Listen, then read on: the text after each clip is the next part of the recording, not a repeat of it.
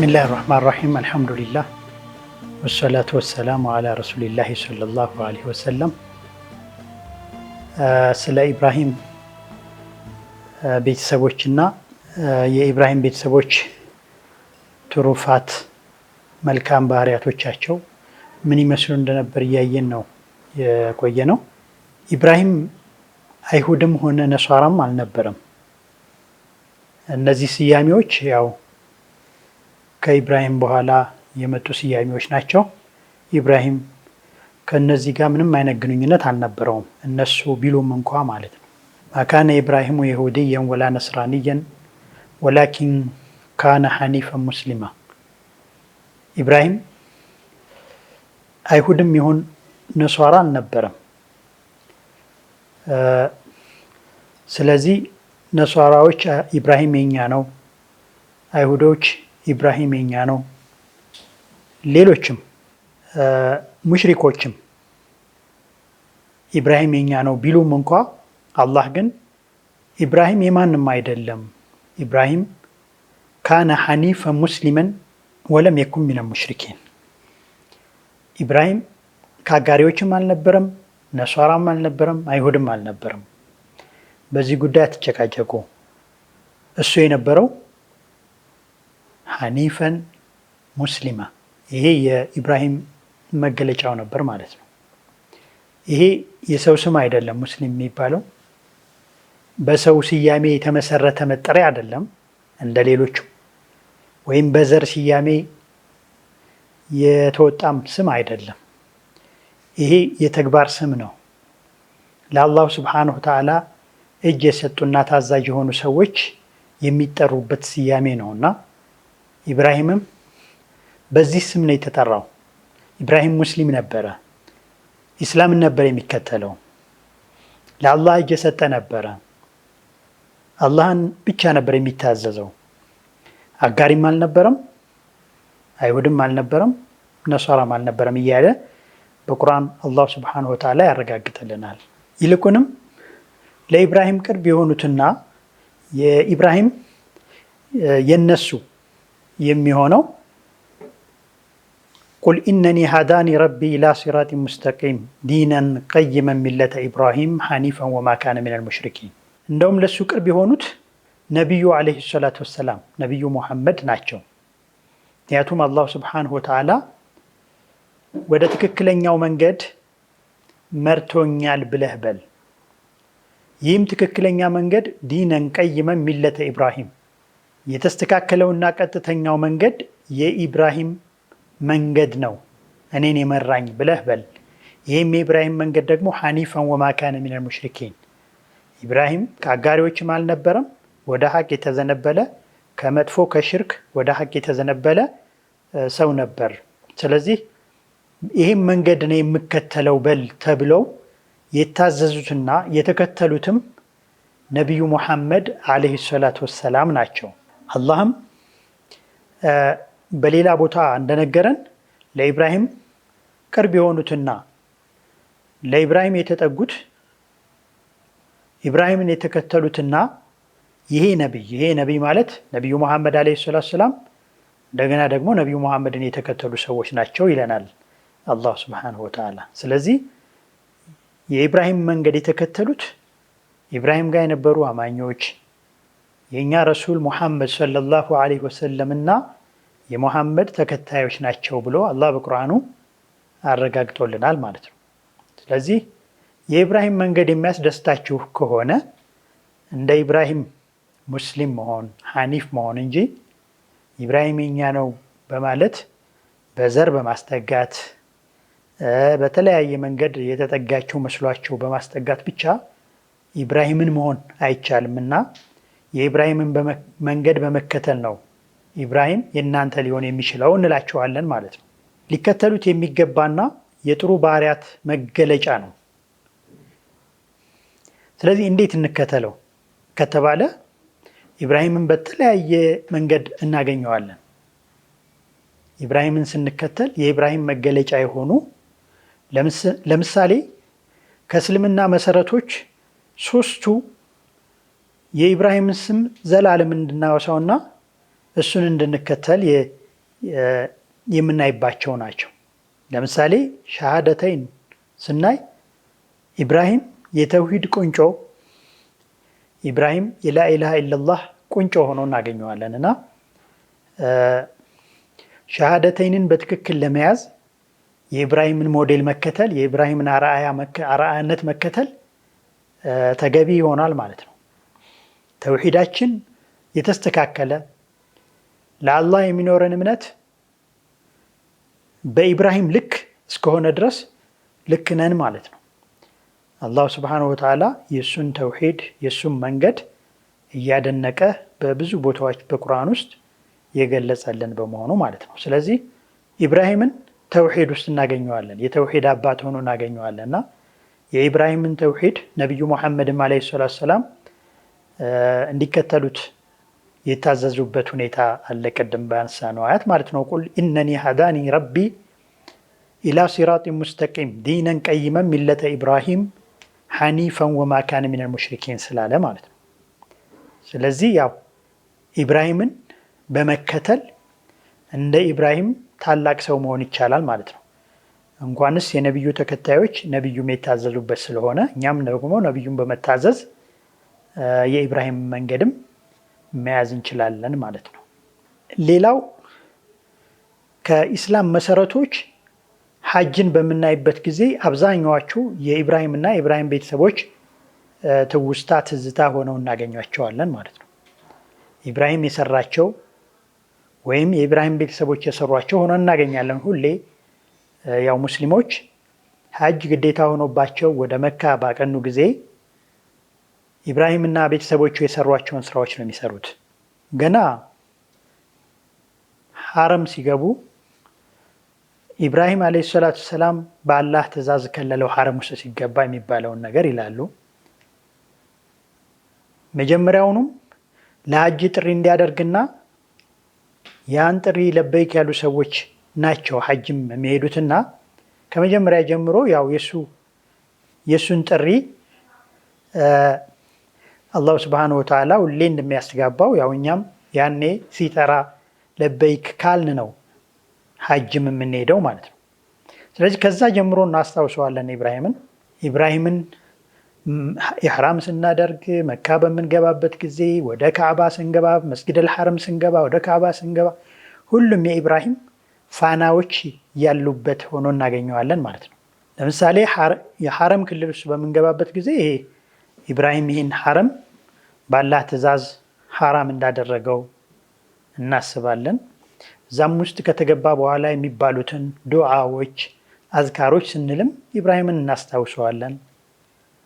ወደ መስጅድ አልሐረምን በምንገባበት ጊዜ እሱ የገነባውን ታላቁን ካዕባን እናገኛለን ማለት ነው። ይህ ካዕባ የኢብራሂም ትውስታ ነው። ምንም እንኳ ካዕባ የተሰራው ወይም የተመሰረተው በአደም ጊዜ ቢሆንም ነገር ግን ካዕባን በመገንባት ከአሳሱ ተንስቶ በመገንባት ያው የኢብራሂም መገለጫ ነው ማለት ነው። ኢብራሂም ከልጁ ከእስማኤል ጋር የገነባውን ነው። እንግዲህ የገነባበትም ፋና እስካሁንም ድረስ ካዕባ ከፍ ባለ ቁጥር ያስቀምጣቸው የነበሩት ድንጋዮች ወይም ድንጋይ እግሩ የተረገጣቸው ፋናዎች ሁሌ እንዲታወሱና ካዕባን ጠዋፍ ያደረገ ሰው ሁሉ እነሱ ዘንድ 2 ረክዓ ሶላትን በመስገድ አላህን እንዲያመልክ ታዟል ማለት ነው በነቢያችን ዓለይሂ ሰላቱ ወሰላም። መቃመ ኢብራሂም ይባላል ቦታውም።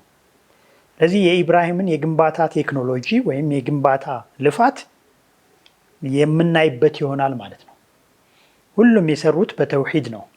ከልጁ ከኢስማኤል ጋር ረበና ተቀበል ሚና ኢነከ አንተ ሰሚዑል ዓሊም እያሉ ዱዓ እያደረጉ ወጀዐልና ሙስሊመይን ለክ ወሚን ዙርየቲና ኡመተን ሙስሊመተን ለክ እያሉ ወአሪና መናሲከና የሐጅ ስራችን ደግሞ አፈጻጸም አሳየን እያሉ የለመኑበትን ያን የሐጅ ስራዎቻቸውን እያንዳንዱን የለመኑበትን እኛም እየፈጸምነው ስለሆነ እዛ ሆነን የእነሱን ህይወት የምናስታውስበት ይሆናል ማለት ነው። እንግዲህ ካዕባን ስናይ፣ ካዕባን ስንዞር፣ መቃመ ኢብራሂም ላይ ሶላት ስንሰጅድ፣ ወደ ዘምዘም ሄደን ዘምዘምን ስንጎነጭ ኢብራሂምንና የኢብራሂምን ልጅ እስማኤልን እናቱን ሀጀርን የምናስታውስበት ይሆናል ማለት ነው።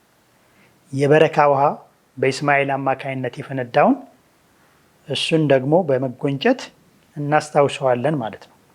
ይህ የኢብራሂም እና የኢብራሂም ቤተሰቦች ትሩፋት ነው። ሐቂቃ ዘምዘም እንደተጠጣው የሚሆን ውሃ ነው። ከሌላው ውሃ የተለየ ለምግብም ከተፈለገ ምግብ የሚሆን፣ ለበሽታም ከተፈለገ መድኃኒት የሚሆን፣ እንዲሁ ለመጠጥም ለእርካታም የሚጠጣ እና ከዚህም ውጭ ዒልም እንዲገባው የጠጣ ሰው ዒልም የሚገባው ለሌሎችም ነገሮች ነይቶ የሚጠጣው ሰው ሁሉ መድኃኒት እንዲሆንለት መብሩክ የሆነ የተባረከ የሆነ መጠጥ ነው። ይህ ትሩፋት የኢብራሂም ቤተሰቦችን ሁሌ እንድናስታውሳቸው ያደርገናል፣ በዚያ እስካለፍን ድረስ ማለት ነው።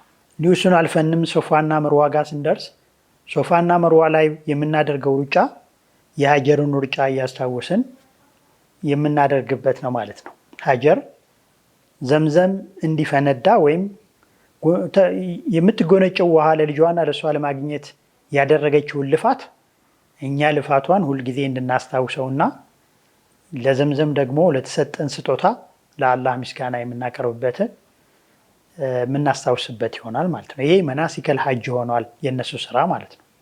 እኛም 7 ጊዜ እሷ በሰራቸው አሰራር እኛም እንፈጽማለን ማለት ነው። እንግዲህ ይሄ የኢብራሂም ቤተሰቦች ትልቅ ትሩፋት ነው። በዚህ በአርካኑል ኢስላም በሀጅ ላይ ወይም ዑምራ በምናደርግበት ጊዜ የምናየው ማለት ነው። ከዚህም ውጭ እንዲሁ ሌሎች ስራዎቻችን ሚና መሄዳችን ሚና የነበረውን የኢብራሂምና የእስማኤል ታሪክ ያስታውሰናል። የእርዱን ታሪክ ያስታውሰናል። ሌሎችም እርድ በምናርድበት ጊዜም የምናስታውሰው ኡድሕያ ስናደርግ ወይም ደግሞ ለሐጅ ስራችን ለተመቱ ወይም ሙኻለፋት ለሰራ ነው እርድ በምናደርግበት ጊዜ እነሱን እያስታወስን ያን የኢብራሂምን እስማኤልን ሊያርድ መስዋዕት የሰጠውን አላህ ሱብሓነሁ ወተዓላ ለሱ ፊዳ ያደረገውን እርድ እያስታወስን እንሰራለን ማለት ነው። ይሄ ሐጅን ስንሰራ ነው። ከሐጅም ውጪ ኡድሕያ የሚያርድ ሰው ሁሉ በዓለም ላይ ያለ በዓመት አንድ ጊዜ ይህን ስራ ያስታውሳል ማለት ነው። እንግዲህ እነዚህን ስራዎች ስንሰራ የኢብራሂምን ታሪክ ሁሌ እንዘክረዋለን ማለት ነው። ስለዚህ ይሄ እንነጠል ብንል የማንነጠልበት ነው። ምናልባት ሐጅ ወይም ዑምራ ወይም ጠዋፍ ያላደረገ ሰው ኢብራሂምን ይረሳል ማለት አይደለም። ኢብራሂም ሁሌ እንዲታወስ በየቀኑ እንዲታወስ አላሁ ሱብሓነሁ ወተዓላ ፊታችንን ወደ ካዕባ እንድንዞር ሲያደርገን ካዕባን ስናስብ የገነባውንም ኢብራሂምን ማሰባችን አይቀርም። ስለዚህ የኢብራሂም ስራ እዛ አለ ማለት ነው። እኛ ወደ እሱ ዞረን ፊታችን ወደዛ ቀልባችን ደግሞ ኢብራሂም ካዕባን ለገነባለት ጌታ እያደረግን የምንሰራና ይህንን ዝክር የምናስታውስ ይሆናል ማለት ነው። ስለዚህ ሶላታችንም ውስጥ ሆነን ሶላትም የእሱ መገለጫ ይታይበታል ማለት ነው። ወደ ካዕባ ዞረን ፊታችንን እንሰግዳለን። እንዲሁ ይሄ ብቻ በቃም። ሶላታችን ውስጥ ስንገባ ደግሞ በቀን 5 ጊዜ የምንሰግዳቸው ሶላቶች ውስጥ የኢብራሂምን ስም የምናነሳባቸው አሉ ማለት ነው። በእያንዳንዱ ሶላት የኢብራሂምን ስም ልናነሳ እንችላለን። ለምሳሌ ሶላተል ኢስቲፍታህ በምናደርግበት ጊዜ ኢብራሂም ያደረገውን ዱዓ እናደርጋለን። ወጀህቱ ወጅሄ ሊለዚ ፈጠረ ሰማዋቲ ወልአርድ ሐኒፈን ሙስሊመን ወማ ካነ ሚነል ሙሽሪኪን እያልን ኢብራሂም ያደረገውን ዱዓ እንላለን። ከቂብላው ተጨማሪ ማለት ነው። ሶላት ውስጥ ከገባን በኋላ እንዲሁ ደግሞ የሶላት መጨረሻ ላይ ልክ መጀመሪያውን እንደዚህ እንዳልነው ሁሉ የሶላት መጨረሻ ላይ ደግሞ ሶላተል ኢብራሂም ያን እያዋረድን ኢብራሂምን የምናስታውስበት ይሆናል ማለት ነው። ኢብራሂም ሶላት ውስጥ በበርካታ ቦታዎች ይወሳል ማለት ነው። አላሁመ ሰሊ ዐላ ሙሐመድ ወዐላ አሊ ሙሐመድ ከማ ሰለይተ ዐላ ኢብራሂም ወዐላ አሊ ኢብራሂም ስንል ልክ ለኢብራሂም አላህ ያደረገውን ለነቢያችን ዓለይሂ ሰላቱ ወሰላምም እንዲያደርግ ሶላዋት እንዲያወርድባቸው እንዲሁ በረካ እንዲያደርግላቸው የምንለምንበት ይሆናል ማለት ነው እና በዚያን ጊዜም ኢብራሂምን የምናስታውሰው ይሆናል ማለት ነው። ስለዚህ ኢብራሂም እስልምና አርካኖች ሶስቱን ስንፈጽም ሁሌ እናስታውሰዋለን ማለት ነው። ማለት የእሱ አሰሮች አሉበት። እነዚህ አርካኖችን በተሰሩ ቁጥር የእሱ ስራዎች ይታወሳሉ ማለት ነው። እነዚህ ነገሮች የኢስላም ሸዓኢር እንዲሆኑ ተደርገዋል። ለምሳሌ ሶፋና መርዋ መሮጥ ምንም እንኳ ሀጀር ብትሮጠውም የሀጀርን ፋና እንድንከተል አላህ ሲያዘን ሶፋና መርዋ የአላህ ሸዓኢሮች እንደሆኑ አላህ በቁርአን ገልጾልናል።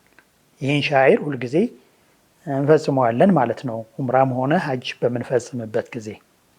እንዲሁ ደግሞ አራተኛውንም መሰረት እንደዚሁ ዘካን ሰጪዎች ነበሩ፣ እስማኤልና ኢብራሂም ማለት ነው።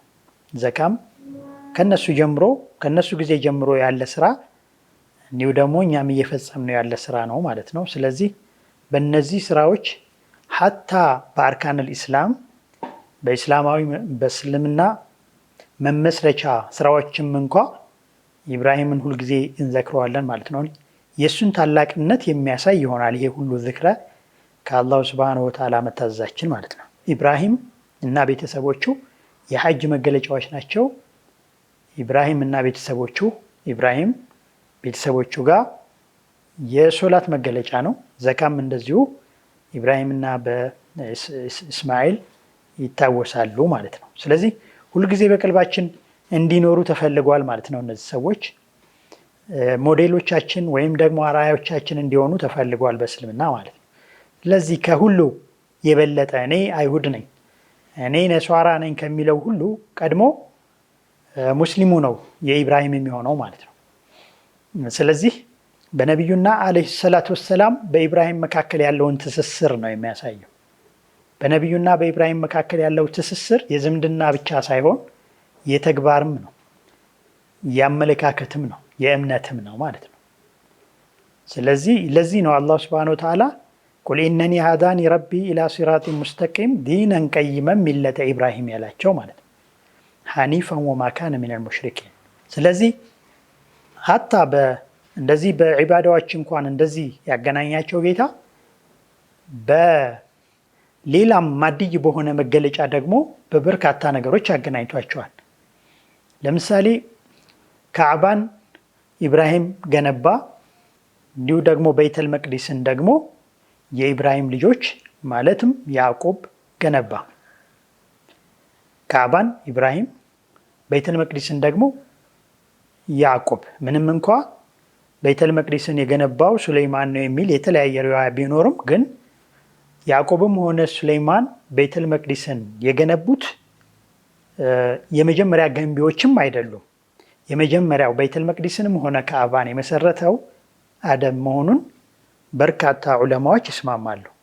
እነዚህ ያደረጉት በመሰረቱ ላይ የነበረውን ግንባታ መጨመራቸውን ነው ማለት ነው። ስለዚህ የኢብራሂም ቤተሰቦችም በበይተል መቅዲስና በካዕባ መካከል ግንኙነት እንዲኖሩ አድርገዋል ማለት ነው። ማለት ካዕባን ኢብራሂምና ኢስማኤል፣ በይተል መቅዲስን ደግሞ የኢስሐቅ ልጅ ያዕቆብ በመገንባቱ ሁለቱ ቤተሰቦች እነዚህን የተቀደሱ ቦታዎች የተገናኙ እንዲሆኑ አድርጓቸዋል ማለት ነው። ይህን ያገናኘውም አባታቸው የሁሉም አባት የሆነው ኢብራሂም ነው ማለት ነው።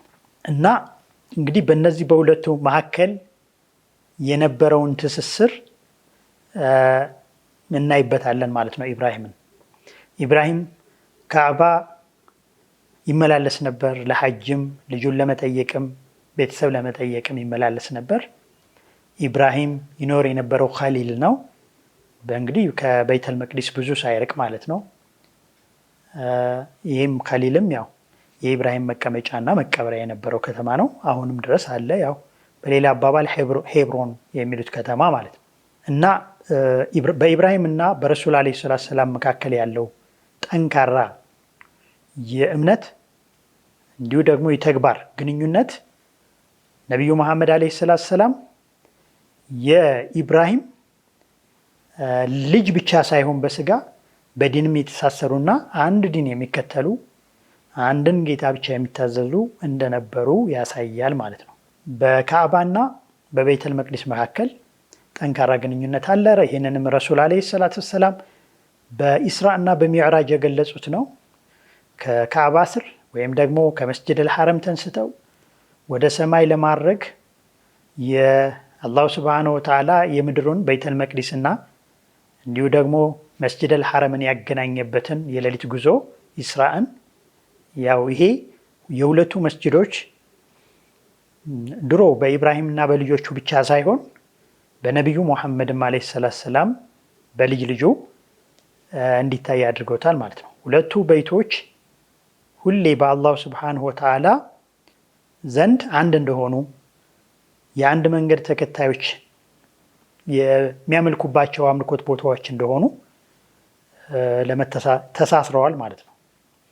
ነቢያችንም ዓለይሂ ሰላቱ ወሰላም ሶላት መስገድ ከተጀመረበት ወይም ግዴታ ከተደረገበት ጊዜ አንስቶ ለ17 ወራት ያክል ወደ ቤተል መቅዲስ ዞረው እንዲሰግዱ መደረጉ ከ17 ወራት በኋላ ደግሞ ወደ ካዕባ እንዲዞሩ መደረጉ የሁለቱን ቤቶች አንድነት ያሳያል ማለት ነው።